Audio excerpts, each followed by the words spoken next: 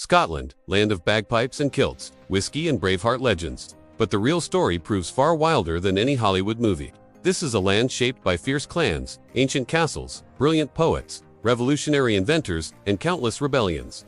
So how did Scotland actually happen? Let's take our time and explore this misty northern kingdom. We begin in the distant past with ancient tribes roaming the rugged highlands and scattered islands. These early peoples developed distinct cultures adapted to Scotland's harsh but beautiful landscape. Stone circles and burial cairns still mark their presence across the countryside today. Ding dong. The mighty Roman Empire arrives in the 1st century CE. Roman legions successfully conquer most of southern Britain with their superior military organization and technology. But Scotland presents entirely different challenges. The northern tribes prove remarkably fierce and difficult to subdue permanently. The Romans encounter the mysterious Picts, tattooed warriors who know every mountain pass and hidden glen. These painted fighters use guerrilla tactics that frustrate Roman military strategies.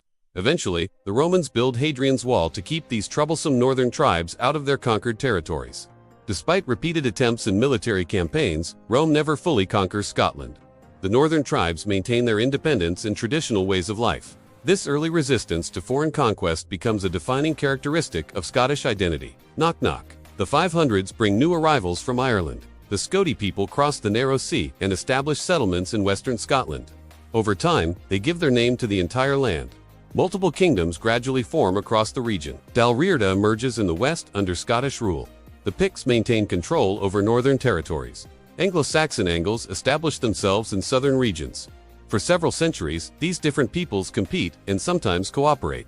Slowly but surely, these separate kingdoms begin merging through strategic marriages, military conquest, and political alliances. By the 9th century, a pivotal figure named Kenneth MacAlpin successfully unites the Picts and Scots under one crown. Boom! Medieval Scotland officially begins as a unified kingdom. This political consolidation creates the foundation for everything that follows. The merger combines different cultural traditions, languages, and territorial claims into something recognizably Scottish. The Middle Ages bring Scotland castles, clans, kings, and constant trouble with southern neighbors. Medieval Scottish society develops around powerful clan systems and feudal relationships. Stone fortresses rise on strategic hilltops throughout the kingdom. Ding dong. England becomes Scotland's persistent problem. English kings repeatedly claim overlordship over Scotland through dubious historical arguments. By the 1200s, Scotland functions as a genuinely independent kingdom, but English monarchs want direct control over Scottish affairs. The succession crisis following Alexander III's death provides England with a perfect opportunity for interference. English King Edward I arbitrates between competing Scottish claimants, then attempts to establish himself as Scotland's overlord permanently.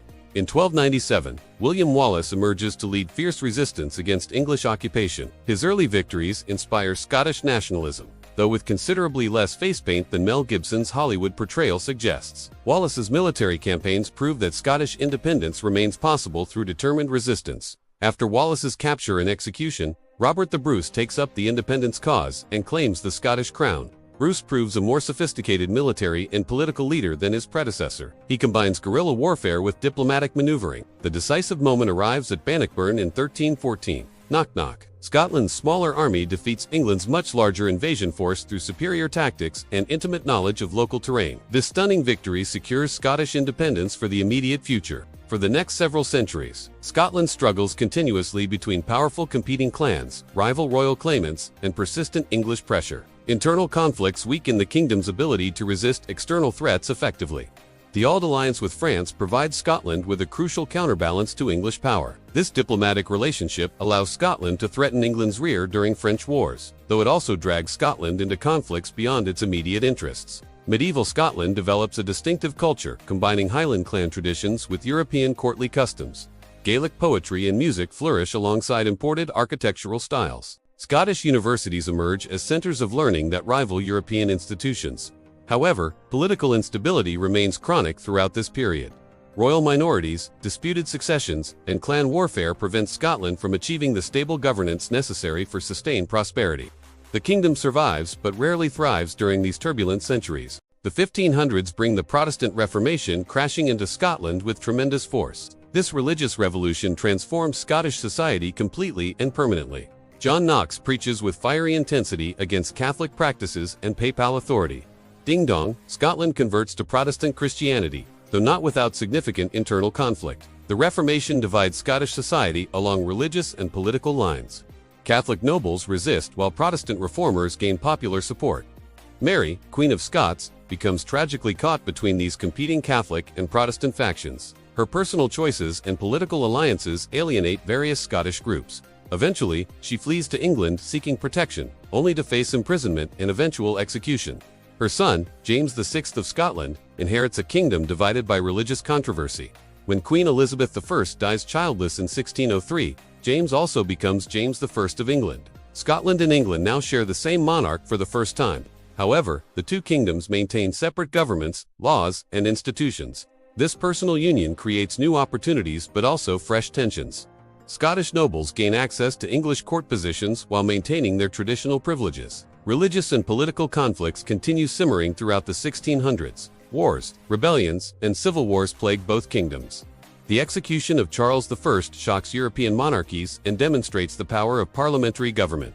Then comes a momentous decision. Knock knock. In 1707, the Act of Union officially joined Scotland and England into one kingdom called Great Britain. Many ordinary Scots oppose this union passionately, but Scottish elites support the arrangement for economic reasons. Scotland loses its political independence but gains access to England's rapidly expanding global empire. Scottish merchants can now trade freely throughout English colonies and territories. This economic integration proves enormously beneficial for many Scots. The 18th century witnesses Scotland's remarkable intellectual flowering during the Scottish Enlightenment. Brilliant thinkers like David Hume revolutionize philosophy while Adam Smith transforms economic thinking. Universities in Edinburgh and Glasgow become world-renowned centers of learning. Scottish inventors, doctors, engineers, and scholars spread throughout the British Empire and beyond. Scotland punches far above its weight in science, medicine, and innovative ideas.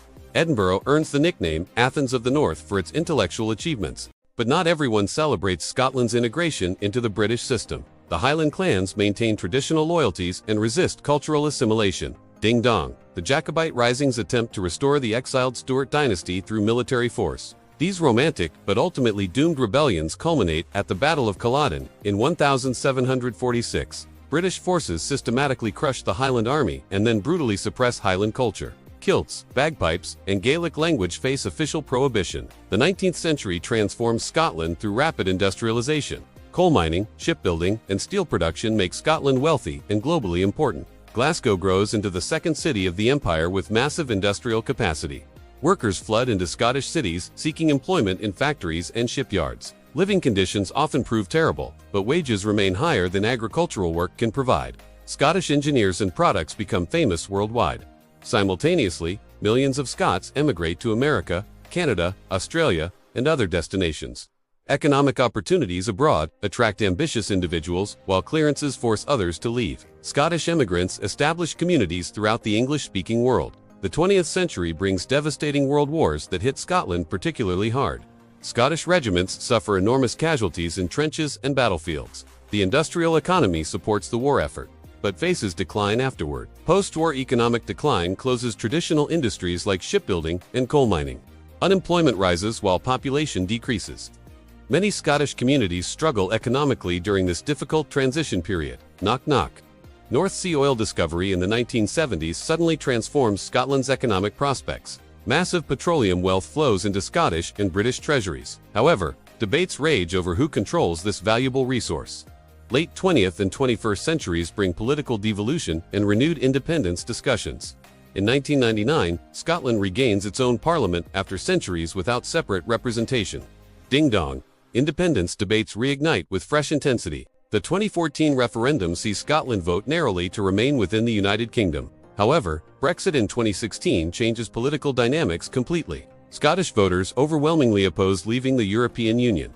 Modern Scotland combines ancient traditions with contemporary innovations.